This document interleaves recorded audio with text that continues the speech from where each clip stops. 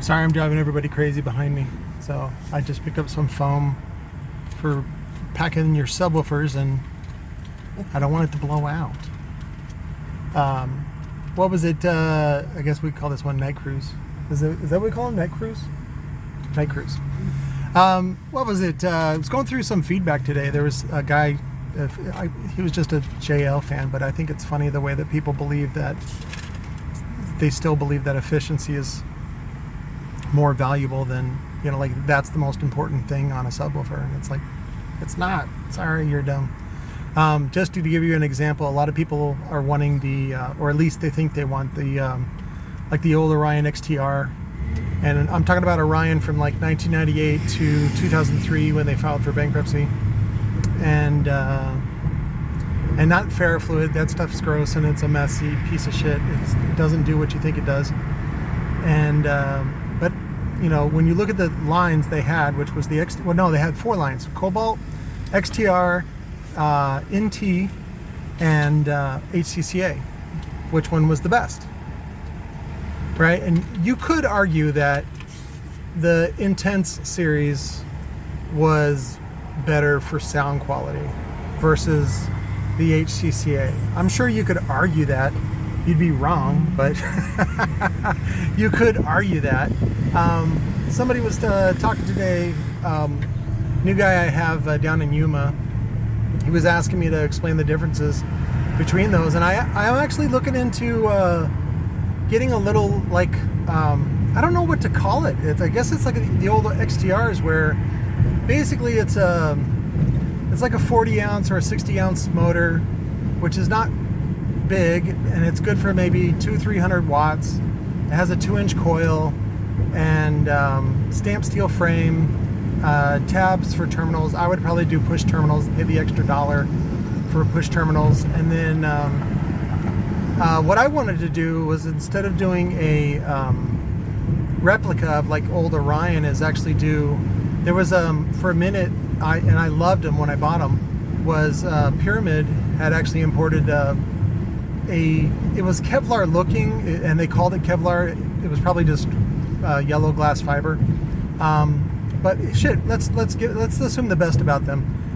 It was a Kevlar cone. I think they only offered them in 10s or 12s. I think it was called the Pro X, and I loved them. Rubber surround, really nice looking, but they put that stupid, their dumb logo on the front, and that was one of the first drivers that I debadged. And I ended up selling as a high-end home driver compared to M&K, which was popular at the time. So Miller and Kressler, they're famous for their home subwoofer that had like one woofer firing forward, and then they had another one that would have the magnet out that was underneath the enclosure. Whatever, it's just a gimmick. It doesn't make it better. It doesn't make it good. And especially when you open those things up and you go, oh my God, these drivers are shit. They're garbage. Yeah, back then that was a high efficiency, you know, driver that still played to like say 30 hertz or 25 hertz. And the way that you get sensitivity like that is to have a really soft suspension. So, and in order to keep it efficient, you got to have light soft parts, right? Like a light cone and a very supple or compliant suspension, as they call it. That's floppy butthole. That's what that's code for, is floppy butthole. So, but I would do like probably a nice beefy X Max of like 35 millimeter wind height, and that would put it on par. Well, actually, it wouldn't put it on par. It'd be a little bit below par of the 2-inch Sundown E series, which I really liked. Something like that, because the E series is a double stack, and if you do like a 40 ounce or a 60 ounce, it would be like a single slug. So, and that's what's funny, is it's very tempting to go with 2 slugs, and then you go, oh, it's better, and all this kind of stuff. And the problem is then your costs go up, and it ends up being not worth it. So I want a woofer that I can import for about 20 bucks. You got to buy like 500 of them, and then I'll sell for like 120, 150 bucks, something like that. And it'll be good as a home replacement or something like that. And again, I want to replicate the Pyramid Super Pro, which was a Kevlar cone, black rubber surround, and then I just put my dust cap. I'll post that's what I'll use for the thumbnail on this video. But somebody had asked me to talk about that. Also on the Orion series, there was the XTR, and then I think there was like a version 2, and then they had the different color dust caps, where I think blue was, it had the blue slash that was 4 ohm, and then was it the red slash was like 2 ohm, maybe? I don't remember. Fuck. I'll have to look back. Oh, there was something else I wanted to bring up, which was sensitivities. It was funny, I remember one time looking through the Orion catalog, and they had rated the sensitivity of a woofer wired in series as like 89 dB at 1 watt at 1 meter. And then in parallel, it was like 92 dB, and I was like, that's wrong. So, and that was one of the issues I wanted to bring up about the car audio fabrication guy is, and it's bad. It's really bad when that makes it into the catalog, that kind of a mistake, or lack of technical oversight, or better yet, just audio technical bullshit. A woofer's sensitivity does not change by how you wire it, because remember, the input is supposed to be 1 watt at 1 meter. So there's some other things too. I'll put a link to the article that Speaker Builder magazine, I think it was Speaker Builder, or yeah, I think it was Speaker Builder. They were talking about the difference between 1 watt 1 meter versus 2.83 volts, and oh, that was smooth. What a dickhead. And everybody sort of moved and changed to 2.83 volts at 1 watt, or at 1 meter as the sensitivity measurement, mostly because some of the other audio in general had started moving to lower impedance. Why, I don't know, because that's actually bad for damping characteristics and things like that. You want to actually have a really high impedance, like if you can 8 ohm, you end up with a really nice high beefy BL, a lot of really quick and tightness. The compromise is that you have to have like a bigger transformer, because it's got to step up or whatever. It depends on if you're going from 12 volts or 110 volts or whatever you're doing. So, but sometimes you need a little more oomph, and it's more cost effective to just lower the impedance to get more oomph out of the amplifier. So, but let's see what else. Sound quality. Oh, somebody was arguing with me about sound quality. Sound quality is really just when you listen to the music the way that it's meant to be heard, which is where you can listen all the way down to 30 hertz. Because in music, there's not really anything below 30 hertz. There is some stuff in home theater. Again, I'll try to find the article for that, where they tested what's the difference between stereo subwoofers versus a single subwoofer in music versus home theater. There was a slight advantage by using 2 subwoofers in home theater, but only if you used the front left and front right signals. They found out that there was a little bit of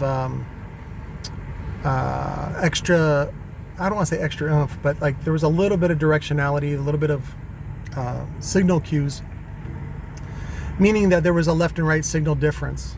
That you could, normally it was meant for left and right, it's not really meant for the bass end of it, and versus, you know, most receivers will just sum the two left and right and give you a mono, or that's what the 0.1 is in 5.1 or 7.1 and all that kind of stuff.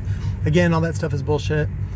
You really only need 2 channels and maybe a subwoofer, but you can derive signal from the 2 channels. So again, you only need 2 channels because you only have 2 ears. So, but let's see, there was that.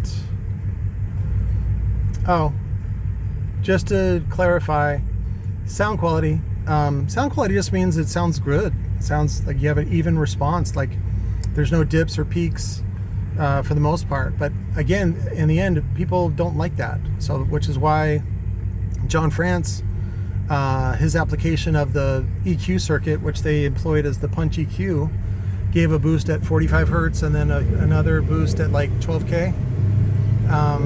And people like it. So I don't know what to tell you. So, you know, I think it's funny when people spend a lot of money so that they can get a flat response, and then they get in the car and they go, doesn't that sound great? And I'm like, actually sounds like shit, bud. You know, it sounds really boring and plain when it can sound better. So I'm a fan of what they call SQL, which is where it's loud and clean, but if you want to really, you know, do a hair trick, you can. And that's why your subwoofer amplifier has its own knob, its own volume knob.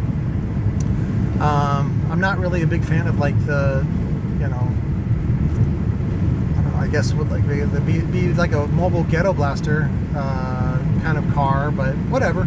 It's all what you like. It's like some people yell at me. They're like, you don't even have a system in your truck, and I was like, yeah, you're right, I don't. Like, it's not important to me. So that's that's my opinion. But that was the other thing, was about my opinion. Somebody got mad that they said they didn't like my videos when I showed them about debadging or rebadging, which of course is funny, because the point of the video that I'm making is that lots of companies do that, and it's to make you a smarter consumer. It's not necessarily to show you how I'm ripping off people, even though I'm not ripping off people. If I find a good product and I put a brand on it and then I sell it to them and they're happy with it. So that's exactly what like JL does, right? With their entry-level stuff, is they just shop around China or Asia, and they find an amplifier company that makes something they like, that they think that their clients would approve of, and then they come up with a price. They go, okay, can you do this? Can you do this? You know, we want this. They go, sure, yes. And then that's how they get a product. They don't do anything. On a lot of their low-end products, especially, they sometimes will ask the factory to do the CAD work, the cosmetics and the finish and things like that, because JL is such a prestigious buyer. You know, like it's funny because and one of the problems is that China is really obsessed with status themselves as their culture. And we're sort of reviewing. I was going back and forth with a vendor, and when China is cheap, that's a standard. Like that's they expect it, and they expect you to expect it for them to make some money in cost savings. And what it really is just them feeling sorry for themselves. But what I thought was funny was, if I want to have cost savings as the buyer, or even just as the American, that is rude, and they get a little offended. Like, don't you want to be a baller? Don't you want to be like Shaq? Don't you want to be like Michael Jordan? And it's like, just because I'm an American doesn't mean I'm Michael Jordan. But I thought it was funny that that's how Chinese culture, and a lot of Asian cultures, a lot of cultures overseas, that start to get a taste of what consumerism is and materialism is, and then they obsess about it, and then they want everybody else to obsess about it so that they can feel better about themselves. And I don't know, it's just kind of weird. But that was going back to the guys that were complaining about me and my opinion on brands. One of the things that I thought was important about this channel and about what I do with this channel is give an actual opinion. And I think that was one of the problems with car audio in general, and audio in general, especially in home audio. That's just ridiculous. Where let me go back to the complaint. The guy's complaint, his name was J.D. Sailor, and he was on Facebook, and he ended up blocking me, which of course is his right. I don't blame him, but I thought it was kind of funny. But his complaint was that let's see, he didn't like me rebadging, and he didn't like me bad-mouthing other brands. And I thought that was kind of odd, because I think that's one of the things I excel in. And I don't want to badmouth it just to be badmouthing, like to be a hater just to hate. That's not the point of my criticisms. A lot of my criticisms are simply my opinion and the way that I see their brand and the way that I see them in the marketplace. And I hope that you use that as an insight for yourself when making purchases and thinking about, how do you want to attack the marketplace? How do you see yourself in the marketplace? And see, my position is about empowerment and about getting an army of people that work from home so they can be home with their kids. That's my goal. My goal is not to get every client and every dollar. That's not my goal. And I think Jay was a little pissed off that I wasn't sucking his dick to get his business, which a lot of people get mad when I don't do that. And and that's what's funny is when they expect it, I'm like, no, I'm not going to suck your dick, especially at that price point. But that's what I think is great about the channel and the insight that I have is I have lots and lots of experience, both as a consumer and in the retail experience, as well as in manufacturing and importing and things like that. And nobody is going to tell you the things that I'm going to tell you. Nobody. Because it's bad for business. And it's not just bad for their business. And it's not just bad for my business. It's bad for all of it. Because again, my goal is not necessarily to pump up and promote and to consume, to harvest you guys, to harvest consumers. That's not my goal. My goal is to make audio ubiquitous so that nobody has to argue anymore. Everybody gets 1 1/8 inch soft dome tweeters crossed down at 1,000 hertz. Everybody gets that. So that's one of the things that I want to see. And the way you do that is you make it very popular and very, what is it? Like you just make those products available to everyone. So like right now I made the, what is it? The RAM? No, it's not the RAM. Shit. SAM. It's the SAM65 from Recoil.